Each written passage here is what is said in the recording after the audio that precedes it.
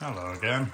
So today I just thought I'd make a quick video on this because automatic gearboxes are a mystery to a lot of people, and this is quite a common automatic gearbox that's used in multiple vehicles, from Range Rovers to BMW cars to X5s. I've never transferred, well, I want to premise this video off as saying I've never swapped the valve block out of a BMW car or X5 into a Discovery 3 Range Rover Sport L322.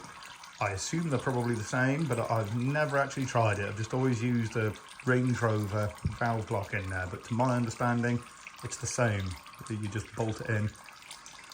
So, this is one of our core gearboxes. It became core because whoever removed the engine, they split the bell housing on the gearbox, and we can't sell it like that. So this is a fully tested working 76,000 mile gearbox.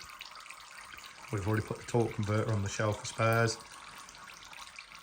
and we'll harvest the valve block out of this one. As I say, it's an intermittent thing. You do see it quite regularly. I've fixed a few X5s over the years with the valve blocks gone.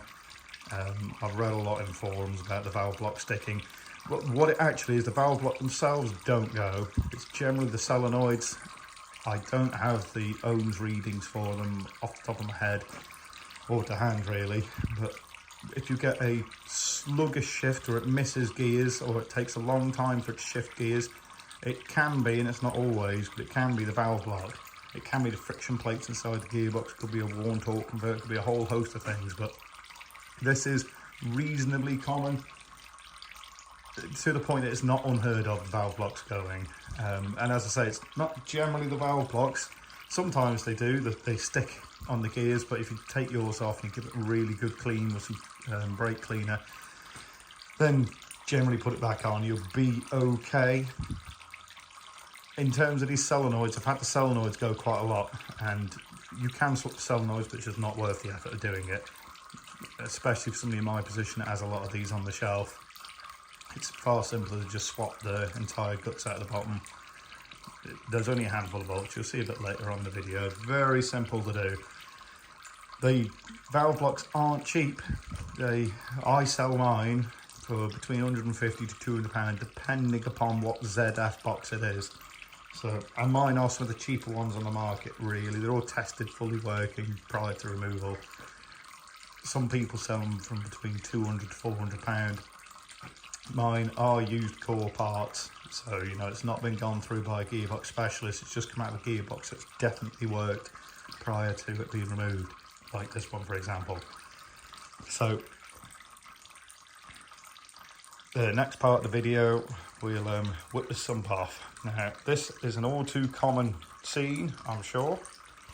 Anybody that's worked on these gearboxes, they've got a plastic drain plug and a plastic sump. It's actually part of the service kit for them. You get a sump with a filter and the oil, and you swap it all over. More often than not, it just rounds the hex drive head on the 10. It's a 10mm hex drive as well, by the way, but it'll round out 9 times out of 10. So carefully undo one side of the sump into a pot and just take your time with it. Hopefully you won't make too much mess on the floor. I'll just wait for that to drain out, and I'll be back in 1 second. And I'm back. So, just put the sump off. There's no metal filings in it. It is a shame, because the car drove fine. And this is the valve block. So, you need to undo all of these bolts, and it will fall apart. And see that at the back? That's the solenoid pack. Those are what can give you problems with your shifting. So I'll just whip this off and I'll get a bit more clearance at it, and then I'll show you what the valve block looks like. Okay, so the valve block's off. I forgot to mention a pretty crucial step. This white tag, you press this and pull it down, and that'll release it from where the plug is.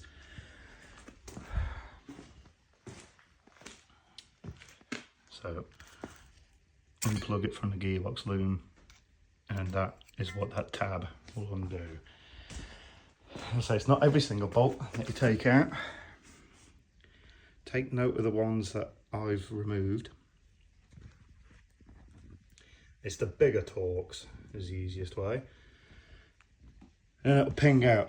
Then it'll drop down, just be careful not to let it fall on the floor. And assembly is the reverse of doing this. So, as I say, that to my experience is a pretty common fault with the 6HPs. They are quite a complex system in the sense of how they function in the car, with a traction control module, a transfer case control module, a lot of sensors on the engine that makes the gearbox change in a Range Rover, and they're not too dissimilar in a BMW. An X5 is very similar to a Range Rover, but obviously with the Range Rovers you've got 368 DTs, 276 DTs, 306 DTs, M57s, 256 DTs that run 6HP26 boxes. I say this is not coded. These are linear. I know that you can swap from an E60 into an X5. That's probably where this valve block will go if a customer needs to have a valve block fitting. Or, well, as I say, I might list it on eBay a bit later on maybe. I'm not sure. I've got quite a lot of them in stock. I would probably advise, because I say these are disposable items. If you're going to do the job, fit your own sump, fill her up yourself. I say it's something you could do outside of your house. You don't really need to take it to a garage. I thought, you know, I was just taking the one out of this one. I thought it'd be quite a good opportunity to just stick one of these on YouTube. I had somebody this morning call me up about a L322 TDV8 3.6 with communication errors through it. They've parts cannon the shit out of it. I would imagine it's probably one of these that's gone in it. So yeah, if this been any help, you know, feel free to like and subscribe. That'd be pretty cool. Just a quick video. I know it's not really Range Rover related, but it can help people a little bit with how automatic gearboxes work. So I suppose in finishing, these are the valves in them. If you wanted to pull it to pieces, so you move the smaller Torx and split it apart, if you've got like sticking gears, sometimes it could be the springs and the rod kind of thing that sits in the springs, they stick. So if you got stuck in a gear, it's more likely to be one of these. Aggressive changes, it can be these, because obviously with the friction plates getting worn over time, the debris goes through the gearbox, gets built up in these springs, and they don't function properly. So if you pull that apart, there is a gasket between it. Now this is pretty paramount with these. There's 6 different gaskets for the BMWs. Don't ask me how I know, but there's 6 different gaskets. The major difference is there's 2, I think it's up here. There's like a cube with 2 small squares cut out of it, and they seem to be what's different between the BMW ones. So I hope this is of some help to somebody. It's worth a shot if you've diagnosed it to a point. As I say, if it's sticking in gear and it's all right, as I say, it's not always going to fix your gearbox, but these are pretty synonymous with going. So yeah, hope this has helped somebody. Have a great day.